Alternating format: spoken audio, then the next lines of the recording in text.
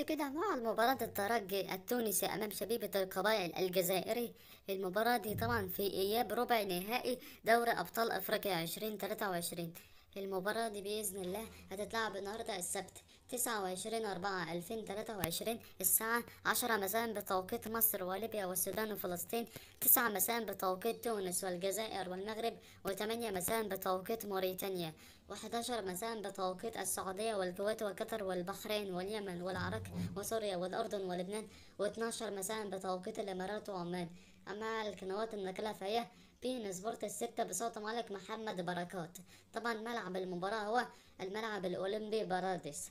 اشترك في القناة وفعل زر الجرس واعمل لايك للفيديو. أهم حاجة ما تنساش تتوقع نتيجة المباراة في التعليقات. والسلام عليكم ورحمة الله وبركاته.